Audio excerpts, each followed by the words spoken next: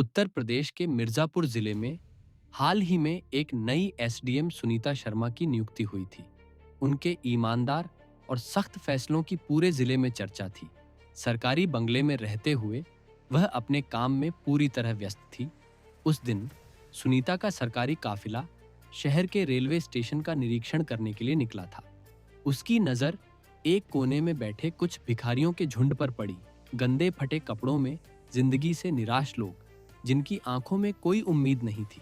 अचानक उसकी निगाह एक दुबले पतले आदमी पर रुकी।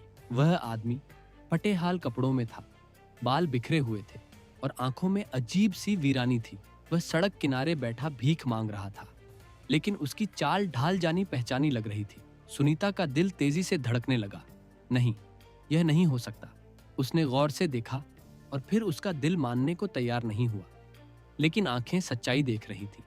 सुनीता का चेहरा सफेद पड़ गया। उसने अजय की तरफ कदम बढ़ाए। उसकी सरकारी हील्स की आवाज प्लेटफॉर्म पर गूंजने लगी। अजय, उसने लगभग चिल्लाते हुए कहा। अजय ने धीरे धीरे सिर उठाया।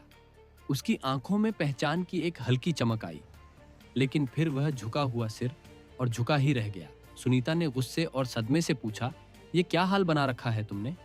अजय ने कोई जवाब नहीं दिया। वह चुपचाप नीचे जमीन की धूल को घूरता रहा। बोलो अजय, तुम यहाँ इस हालत में क्यों हो? सुनीता की आवाज तेज हो गई। स्टेशन पर मौजूद पुलिसकर्मी और अधिकारी यह दृश्य देखकर चौंक गए। मैडम, आप इस भिखारी को जानती हैं? एक पुलिस वाले ने पूछा। सुनीता कुछ नहीं बोली। उसकी आंखें अजय के चेहरे पर टिकी थी। अजय के होंठ हिले, लेकिन आवाज नहीं निकली। उसकी आंखों से आंसू बहने लगे। सुनीता ने एक गहरी सांस ली। चारों ओर लोग खड़े थे और उसे अपनी इज्जत और ओहदे का ख्याल आने लगा। कुछ देर तक दोनों एक दूसरे को देखते रहे। फिर सुनीता ने कड़क आवाज में कहा, इसे यहां से हटा दो। पुलिस वालों ने तुरंत आदेश मानते हुए अजय को धक्का दिया। वह लड़खड़ाकर पर गिर पड़ा। चलो चलो, हटो यहां से, पुलिस वाले चिल्लाए। अजय ने दर्द से कराहते हुए सिर उठाया। उसकी आंखों में अब भी एक सवाल था, सुनीता, क्या तुम इतनी बदल गई हो? लेकिन सुनीता ने एक बार भी पीछे मुड़कर नहीं देखा। वह सीधे अपने सरकारी गाड़ी में बैठी और तेजी से वहां से निकल गई। रात का समय था। एसडीएम सुनीता शर्मा अपनी सरकारी गाड़ी में बैठी ऑफिस से बंगले की ओर जा रही थी। गाड़ी के शीशे से बाहर देखते हुए उसका मन बेचैन था। आज का दिन उसे कभी नहीं भूल सकता था। रेलवे स्टेशन पर जिस भिखारी को उसने देखा था, वह कोई और नहीं बल्कि उसका अपना पति अजय था। कैसे हो सकता है? यह अजय तो एक होनहार शिक्षक था, पढ़ा लिखा इंसान था। फिर इस हालत में कैसे पहुंचा? उसका दिमाग सवालों से घिर गया था। जब वह बंगले पहुंची तो उसके अंदर एक अजीब हलचल थी। उसने अपने ड्राइवर और गार्ड को छुट्टी दे दी और अकेले अपने कमरे में चली गई। लेकिन उसका मन शांत नहीं हुआ। कुछ देर सोचने के बाद उसने फैसला कर लिया, मुझे खुद जाकर अजय से मिलना होगा। आज रात ही उसने एक साधारण साड़ी पहनी, गाड़ी की बजाय स्कूटी उठाई और रात के अंधेरे में रेलवे स्टेशन की ओर निकल पड़ी। स्टेशन पर हल्की रोशनी थी, चारों ओर सन्नाटा था। बस कुछ गाड़ियों की आवाजें बीच बीच में गूंज रही थी। सुनीता धीरे धीरे प्लेटफॉर्म की ओर बढ़ी। उसका दिल तेजी से धड़क रहा था। वह उसी जगह पहुंची जहां उसने अजय को देखा था, लेकिन वह वहां नहीं था। उसने इधर उधर नजरें दौड़ाई और कुछ दूरी पर एक ठंडे फर्श पर लेटे अजय को देखा। कमजोर बुझी हुई आंखें, झुकी हुई काया और चेहरे पर अजीब सी उदासी। सुनीता ने एक गहरी सांस ली और धीरे से उसके पास जाकर खड़ी हो गई। अजय, अजय ने धीरे से आंखें खोली। वह चौंक गया। उसने सोचा शायद वह सपना देख रहा है, लेकिन नहीं, सुनीता सच में उसके सामने खड़ी थी। तुम यहाँ क्यों आई हो? अजय की आवाज थकी हुई थी। सुनीता के पास शब्द नहीं थे। वह बस उसे देखती रही। तुम कुछ कहोगी नहीं? अजय ने फिर पूछा। इस बार सुनीता ने हिम्मत जुटाई और बोली, तुम यहाँ इस हालत में क्यों हो? अजय, ऐसा क्या हुआ कि तुम भीख मांगने पर मजबूर हो गए? अजय कड़वा हंस पड़ा। क्या सच में जानना चाहती हो या बस दिखावा कर रही हो? सुनीता ने धीरे से कहा, मैं सच में जानना चाहती हूँ। अजय ने एक गहरी सांस ली और फिर बीते दिनों की कहानी शुरू हुई।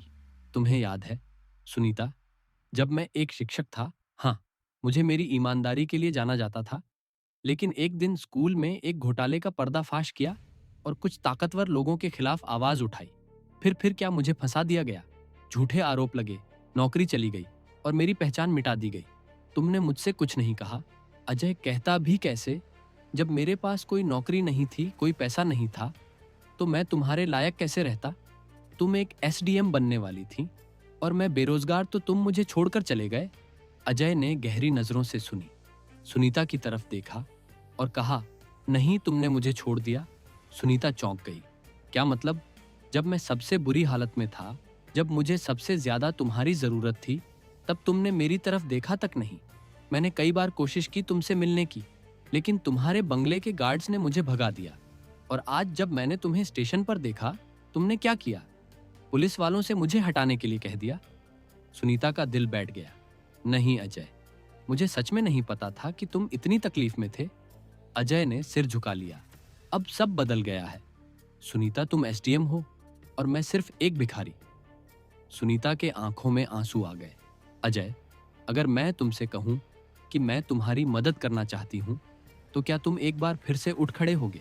अजय ने उसकी आंखों में देखा, फिर उसने एक लंबी सांस ली और कहा, मैं किसी की दया पर नहीं जीऊंगा सुनीता, लेकिन हाँ, अगर तकदीर ने मुझे दूसरा मौका दिया तो मैं उसे जरूर अपना आऊंगा। सुनीता और अजय रेलवे स्टेशन पर आमने सामने खड़े थे। अजय की आंखों में गहरा दर्द था, लेकिन अब उसमें एक नई रोशनी भी झलक रही थी। सुनीता ने गहरी सांस ली और कहा, मैं तुम्हें दया नहीं देना चाहती अजय, मैं तुम्हें तुम्हारी पहचान वापस दिलाना चाहती हूँ। तुम एक शिक्षक थे, तुमने लोगों को रास्ता दिखाया था, अब खुद भी उठो। अजय कुछ नहीं बोला, बस चुपचाप सुनीता को देखता रहा। सुनीता ने अपनी जेब से एक चेक निकाला और उसकी तरफ बढ़ाया। ये लो, यह 1 लाख रुपए हैं, एक नई जिंदगी शुरू करो। अजय ने चेक की तरफ देखा और फिर एक हल्की हंसी के साथ कहा, सुनीता, तुम अब भी नहीं समझी, मैं भीख नहीं लूंगा, मुझे अपने बलबूते पर उठना है। सुनीता थोड़ी निराश हुई, लेकिन अजय की आंखों में जिद थी। अगर तुम मेरी मदद लोगे तो क्या करोगे? अजय ने मुस्कुराकर कहा, मैं अपने तरीके से लड़ूंगा।